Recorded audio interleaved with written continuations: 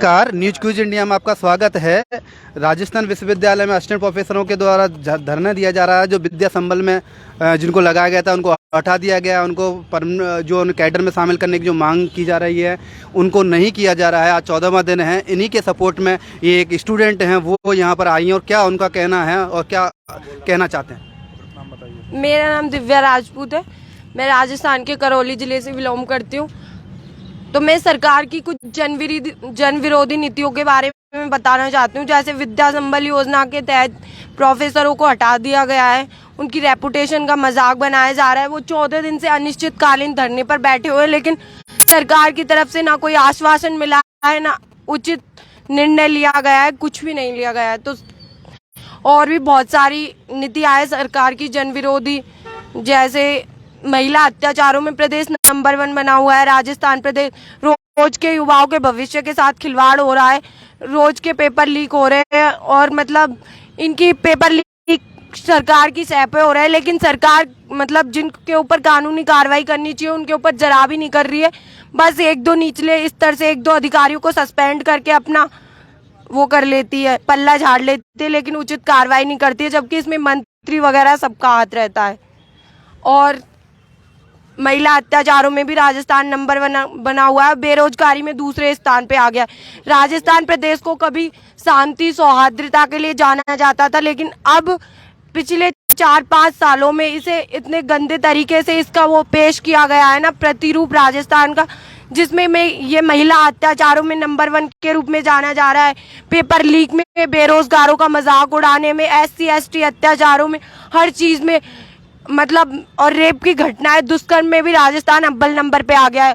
और सरकार के मंत्री भी दुष्कर्म में ऐसे विरोधी बयान देते, पर सरकार की मजाल नहीं कि उन पे गलत उनको हटा सके, सस्पेंड करा सके। जैसे कुछ दिन पहले शांति धारीवाल UDH मंत्री ने दुष्कर्म के ऊपर बयान दिया था कि राजस्थान दुष्कर्म में नंबर 1 इसलिए है क्योंकि ये मर्दों का प्रदेश है, क्योंकि उन्होंने मतलब इतने गंदे तरीके से महिलाओं का मजाक उड़ाया, फिर भी सरकार की हिम्मत नहीं कि उनको सस्पेंड कर दे। और कहीं देखो सड़कें इतनी बदतर बनी हुई, आए दिन एक्सीडेंट होते, पेयजल से लोग जूझ रहे हैं, बस्तियों में लोग इतने गंदगी फैली हुई है जिससे बीमार हो रहे हैं लोग, लेकिन सरकार को इनकी परवाह नहीं है। सरकार को अपनी कुर्सी बचाने की परवाह है।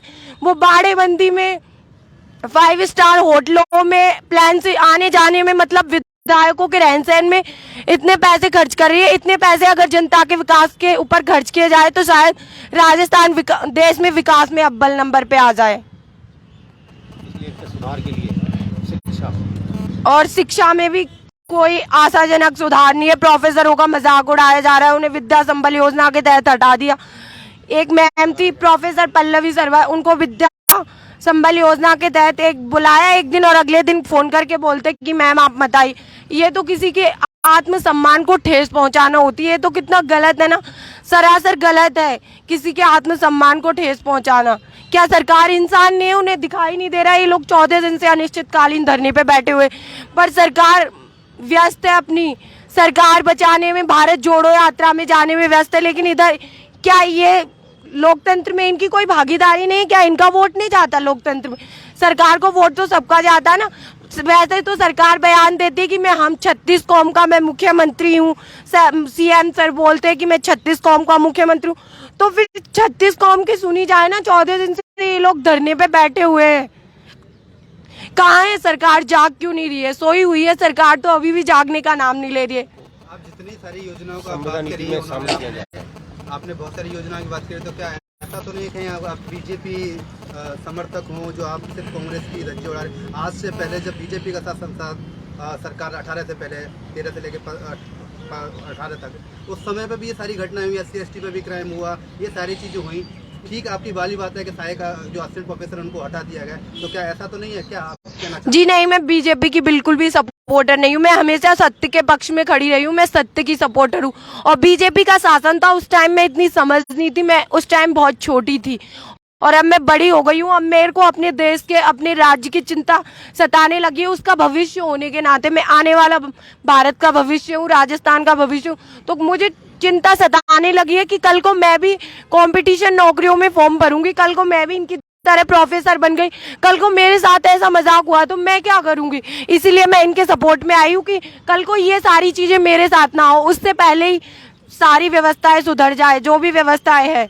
और मेरा मकसद है सरकार को जगाना। क्या वो हमारी सरकार नहीं, हम अपनी सरकार से ही सवाल जवाब नहीं करेंगे तो और क्या महाराष्ट्र की सरकार से करेंगे, एमपी की सरकार से करेंगे, यूपी की राजस्थान में मैंने जन्म लिया है, राजस्थान मेरी मरुधरा है, तो मैं उसी मरुधरा के सीएम से फेस टू फेस संवाद करना चाहूंगी। संवाद आप करना चाहोगे तो जो आपके जो अभी एमएलए हैं, चाहे वो बीजेपी के हैं, बीजेपी के एमएलए लोगों के साथ सपोर्ट माना चाहिए, क्योंकि मेरे एमएलए बीजेपी के नहीं है। आपके एमएलए नहीं, मैं जितने भी जो एमएलए बीजेपी हाँ। विपक्ष में है बीजेपी, तो जो अर्चना पद हटाए गए उनको इनके सपोर्ट माना चाहिए। अभी बीजेपी का भी कोई नेता नहीं, तो सरकार के तो कोई नहीं आया, उनको आना चाहिए, सरकार के नेताओं को पहले आना चाहिए था, मंत्रियों को आना चाहिए था, कोई प्रतिनिधि था, परंतु वो नहीं आया, तो बीजेपी को साथ में आना चाहिए था, वो तो विपक्ष में है, क्यों नहीं आ रही? आप क्या कहेंगे उनके लिए? बीजेपी भी अपनी जन आक्रोश रैली में, बीजेपी को भी चाहिए ना अपना, पॉलिटिक्स वालों का तो एक ही होता है, अपना मुद्दा मिलना चाहिए, जो सही मुद्दे होते हैं उन पे क्यों आएंगे। उनको अगर पॉलिटिक्स इससे राजनीतिक लाभ होता है बीजेपी को तो वो जरूर आती, लेकिन इससे उनको कोई राजनीतिक लाभ नहीं है ना। क्या बीजेपी को या कोई सी भी पार्टी जो भी इलेक्शन लड़ेगी उनको वोट नहीं चाहिए इनके? बिल्कुल चाहिए। जो ये जितने भी असिस्टेंट प्रोफेसर हैं, उनके परिवार, उनके रिश्तेदार हैं, कितने संख्या बल हो जाता है, तो क्या उनके वोट नहीं चाहिए? बिल्कुल चाहिए, लेकिन उनको अपने मतलब अपना फायदा नहीं दिख रहा है इस चीज में। वो लोग मतलबी है, सारी सरकार विपक्ष सब मतलबी है, तभी तो कोई इनके सपोर्ट में नहीं आया, वरना आना चाहिए ना इनके सपोर्ट में। वैसे तो वो लोग डॉक्टर किरोड़ी लाल मीणा जी की बात करती हूँ, हर धरने में पहुंच जाते वो, इसमें क्यों नहीं आए? अगर इतना उनको इसमें उनको राजनीतिक लाभ नहीं दिख रहा, ये लोग अपने राजनीतिक स्वार्थ से परे ऊपर उठ के अपने हितों के लिए संघर्ष कर रहे, इसलिए उनको ये बात चुभ रही है पक्ष और विपक्ष को, क्योंकि उनको इसमें उनका राजनीतिक लाभ नहीं दिख रहा। अगर उसमें इनका राजनीतिक लाभ होता तो वो जरूर आते, मैं गारंटी के साथ कहती हूँ 100%, 100%। तो इस तरीके से ना बीजेपी वाले आ रहे, कांग्रेस वाले तो इसलिए नहीं आ रही, सरकार में उनको जवाब देना पड़ेगा, इनको अपॉइंट करना पड़ेगा, दोबारा की मांगे माननी पड़ेगी। तो बीजेपी वालों को तो कुछ नहीं करना, उनको तो समर्थन करना है जिससे इनका भला हो सके। तो क्या जनता का भला नहीं चाहती बीजेपी? सरकार में आने वाले टाइम में अगर आ जाती है तो तब उनके सामने भी सवाल होगा। बिल्कुल बीजेपी को इससे कोई राजनीतिक लाभ नजर नहीं आ रहा ना, उसका लाभ नहीं हो रहा है इसमें। विद्या संबल को संविधान नीति में शामिल किया जाए। ठीक है, थैंक यू, मैं इतना ही कहना चाहूंगी बस। और जल्दी से सरकार जाग जाए, इनके वाजिब मांगों को मान लिया जाए इनकी। Thank you.